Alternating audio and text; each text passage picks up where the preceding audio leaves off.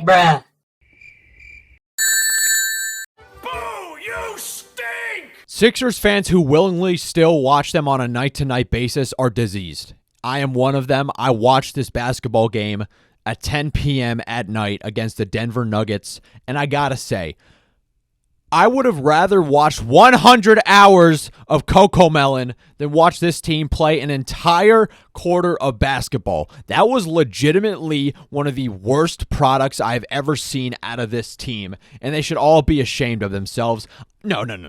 I should be ashamed of myself for putting myself through this. I should have known better, but I am diseased. I have something wrong with me. I have this continuing urge to watch this team and express my feelings about them, no matter how many times they make my brain decay. It is unhealthy, the amount of passion I have for the Sixers, and if you do too, we're in this suffering together because we are in the dark ages of Sixers basketball. It is only the beginning. Things are not getting better from here. The Nuggets scored 77 points in a half. You'd say to yourself, well, yeah, it's the Sixers. Of course they will. But it was the highest scoring half the Nuggets had the entire season.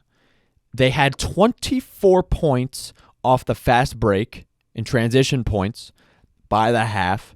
It made the Sixers look like the Shanghai Sharks. I hate watching everyone on this team except Tyrese Maxey, Gershon Yabusele, and sometimes Adem Bona and Justin Edwards. Nick Nurse's fetish of playing Gershon Yabusele at center needs to end right now.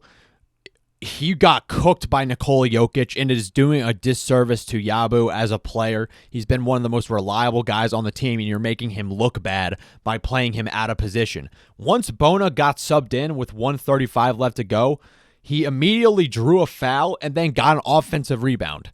Granted, Bona was not good this game. He got 3 fouls as soon as he came in, but Nick Nurse really needs to stop doing this. He needs to go full throttle with these young guys. The Sixers have no reason to be competing at this point in the season.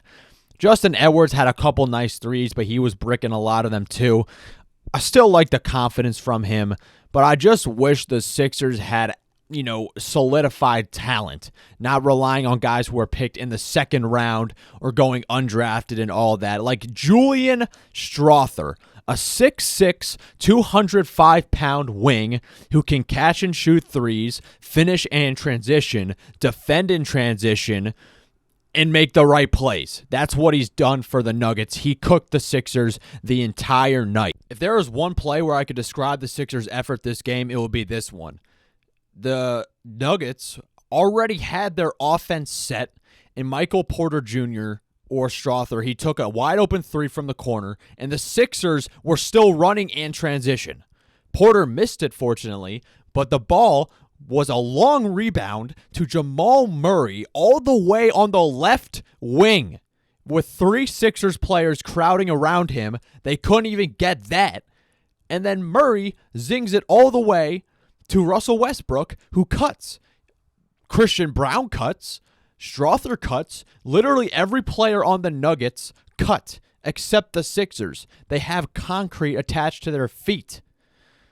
The Nuggets were toying with them the entire night. From the tip, Westbrook, Jokic pushing the ball, taking advantage of the Sixers' lack of speed, lack of hustle, leaving guys wide open. The Sixers have this strange habit of going zone whenever they, cut the lead down, get it into 10 points, they go to a zone, and then they get blown out by 30. Do you know why? It's because they can't recover whatsoever. They encourage the Nuggets to shoot, and the Nuggets are making these wide open three-pointers. The Sixers, it's the same thing over and over again.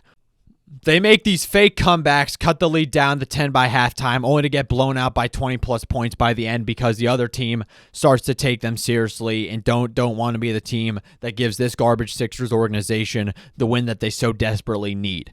No one except Maxey or Yabu took this game seriously. Not even Paul George, the guy who's getting paid $49 million this year, was rancid. He is the Paul Millsap of Jason Tatum's. We got to keep it 100. I am so tired of this dude already. I was gassing up this signing the entire summer, and I was wrong.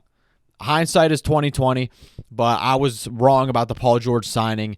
This may go down as one of the worst decisions the Sixers have ever made from a front office perspective. He does not look like he cares anymore. The entire team does, but Paul George especially.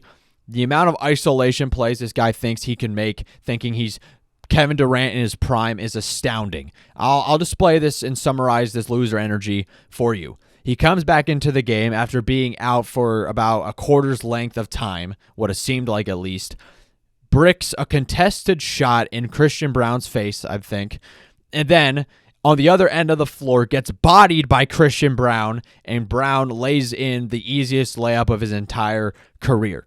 It's Tobias Harris-esque. Tobias Harris, at least he played in games. Paul George is just dribbling the air out of the ball, and it has been so bad. And I have bad news for anyone who was hoping that Daryl Morey would try and negotiate with the OKC Thunder to get our pick back. Unfortunately, the Sixers can no longer do that. According to Mike O'Connor, at least, he has informed everybody that the Sixers will be unable to acquire their pick back from OKC due to the other pick swaps and stuff going around the league, which basically means that the Sixers have to wait this entire year, wait until the pick is announced, and then they could start negotiating with OKC. Problem with that, though, is that the Sixers will have no bargaining chips to give them. Gershon Yabusele is our most valuable trade asset, and he will have his deal already expired. He won't be able to be traded, and the Thunder will have no reason whatsoever to give the pick back to the Sixers. We will have nothing to offer them unless we give them future capital or whatever. The Sixers have to wait until the pick is announced, and unfortunately, if you go to at least tankathon.com, they don't have a very high chance of getting a top 6 pick. They won't be able to outcompete the Raptors or the Nets or the Pelicans. These other teams trying to tank, they are on a different level of atrocious. No, the Sixers have pretty much matched them, but they were bad the entire year, where the Sixers have had stretches where they sold their false hope to the fans. But this is really just, it makes your heart sink how excited everyone was for the year, only for it to be ripped out, all of the joy sucked away, and now most of the Sixers fan base has turned all their attention to the Eagles. I mean, they usually do that even if the Sixers are good. I don't blame them. Eagles will hopefully win the Super Bowl. But no one cares about the Sixers anymore. It's only the diseased people, the people who are mentally sick in the head, who still find play or who still have an obligation to watch this team. And I am one of them. And thank you to anyone who stuck around this long to listen to me rant. I appreciate it. If you want to hang out with me during Sixers games, I will be live streaming them for the entirety of the season. Win or lose, no matter the brain rot, we will be there chopping it up about the Sixers. Thank you all for tuning on in.